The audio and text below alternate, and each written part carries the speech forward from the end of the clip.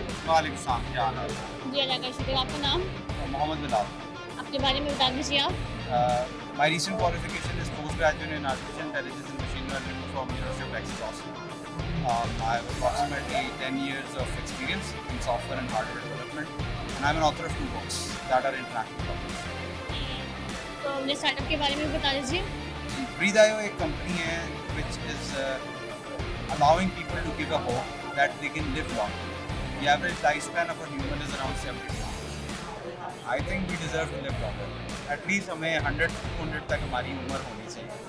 And I believe कि BreatheIO is the way towards that. तो आपका स्टार्टअप अभी किस स्टेज पर है? हमारा स्टार्टअप इस वक्त ग्रोथ स्टेज के ऊपर है. We are a hardware company और हम इस वक्त अपनी assembly line सेटल कर रहे हैं.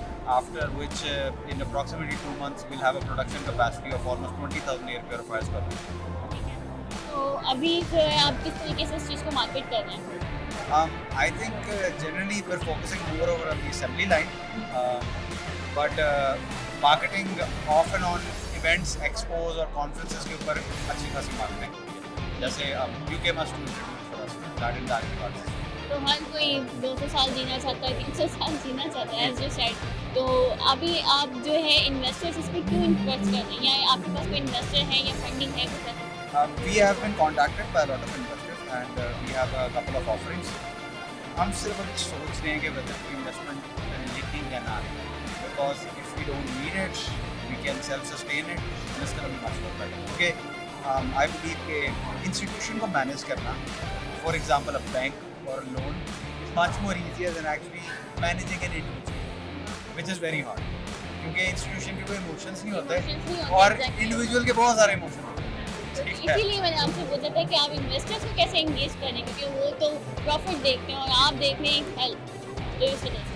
हाँ जी, तो इधर आता है ये एयर प्योरीफायर. बिकॉज एक तो अब थोड़ा सा अगर एयर प्योरीफायर के बारे में बात की जाए तो it's a world smartest air purifier. We don't claim it, we know it is, and it's a made in Pakistan product. पूरी technology is made in Pakistan.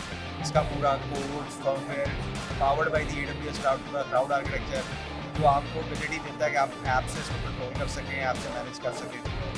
तो उस सारे को मद्देनजर रखते हुए प्रॉफिट्स भी उधर हैं और हेल्थ एस्पेक्ट.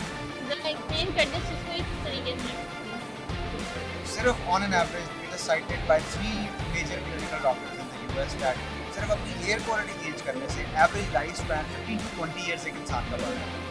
तो करंट एयर क्वालिटी कंडीशन के बारे में मुझे बताने की ज़रूरत नहीं है क्योंकि एवरीबडी नोट्स कि पाकिस्तान में चल क्या रहा है और लाहौर में और क्या लाहौर में क्या चल रहा है. तो उस चीज़ को फिक्स अप किस तरह करेंगे? एक ग्रैंड स्केल पे नहीं हो सकता, मगर एक माइनर स्केल पे घरों में ये फिक्स किया जा सकता है. मगर क्योंकि अवेलेबिलिटी ऑफ एयर प्योरीफायर्स बहुत एक्सपेंसिव है यहाँ पे पाकिस्तान में, क्योंकि दे आर इम्पोर्टिंग और डिस्ट्रीब्यूटर बीच में आ जाता है, मेजॉरिटी पीपल के लिए अनअफोर्डेबिलिटी का कॉन्टेक्स्ट आ जाता है. और क्योंकि हम मैन्युफैक्चरर हैं, we are selling it at a price जो कि आई बिलीव पाकिस्तान में कोई कम्पीट नहीं कर सकते. And that price is 10,000 rupees में एयर प्योरीफायर पाकिस्तान में नहीं. तो यहाँ पे क्वालिटी हो रही है। Yes, this is an IoT product जो एक 10,000 रुपीज़ के अंदर any individual can go get an air. Thank you so much.